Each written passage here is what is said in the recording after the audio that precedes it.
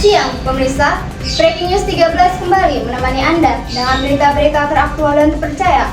Bersama saya, Melinda Setiabudi, dan rekan saya, Siti Rosa Amalia.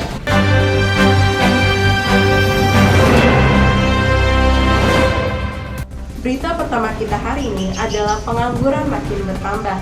Perlambatan pertumbuhan ekonomi nasional mulai membawa dampak serius bagi kehidupan masyarakat. data Badan Pusat Statistik BPS menyebut melambatnya perekonomian berimbas pada melonjaknya angka pengangguran yang pada kuartal ketiga tahun 2020 ini mencapai 7,56 juta orang. Karena itu, pemerintah di bawah kepemimpinan Presiden Joko Widodo dan Wakil Presiden Ma'ruf Amin ini harus bekerja lebih keras agar roda perekonomian kembali bergerak cepat. Percepatan pertumbuhan ekonomi tersebut diperlukan untuk menciptakan lapangan kerja baru, sebab saat ini banyak sektor lapangan kerja yang tersedia turun daya serapnya. Salah satu yang terbesar adalah sektor pertanian yang dalam setahun terakhir turun daya serapnya dari 38,97 juta orang menjadi 37,75 orang atau turun 1,2 juta orang.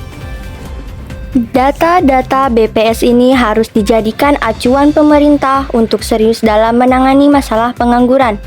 Karena kalau perlambatan pertumbuhan ekonomi ini tidak segera diantisipasi dengan kebijakan yang tepat, jumlah angka pengangguran dikhawatirkan akan terus bertambah. Kita juga tidak bisa menyalahkan industri-industri yang akhirnya melakukan PHK sebagai upaya efisiensi agar tetap bisa bertahan. Pertumbuhan ekonomi di kuartal 3 sebanyak 4,73% ini memang membaik dibanding sebelumnya, yang mencapai 4,65%. Namun, kenaikannya untuk menciptakan tenaga kerja, sehingga pemerintah jangan terlalu hanyut dengan kenaikan angka pertumbuhan ekonomi yang sedikit tersebut. Pemerintah memang sudah mengeluarkan 6 paket ekonomi sebagai upaya untuk memulihkan perekonomian nasional dari keterpurukan. Namun, rata-rata paket ekonomi yang direncanakan pemerintah merupakan kebijakan yang berorientasi jangka panjang. Hal ini yang menyebabkan paket-paket kebijakan tersebut belum banyak berperan dalam memperbaiki masalah ekonomi bangsa ini. Selain paket ekonomi belum bisa bekerja optimal, terbatasnya kenaikan pertumbuhan ekonomi nasional juga disebabkan sejumlah faktor lain, di antaranya masih minimnya realisasi belanja pemerintah dan menurunnya ekspor komoditas. Disinilah pemerintah harus hadir untuk menyelamatkan dan melindungi berbagai bidang industri yang kini sedang mengap-ngap. Jangan sampai industri dibiarkan sendirian menyelesaikan masalahnya tanpa ada bantuan dari pemerintah. Intinya, pemerintah harus tetap optimis untuk bisa menyelesaikan masalah ini. Hal mendesak yang harus dilakukan pemerintah saat ini adalah bagaimana menciptakan lapangan kerja yang padat karya.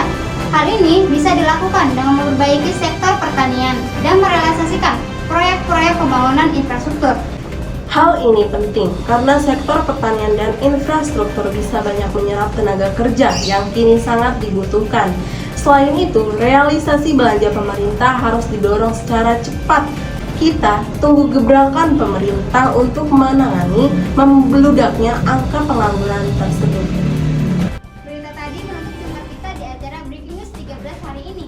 Saya Melinda Setiabudi dan rekan saya, Siti Rosa Amalia. Terima kasih dan sampai jumpa.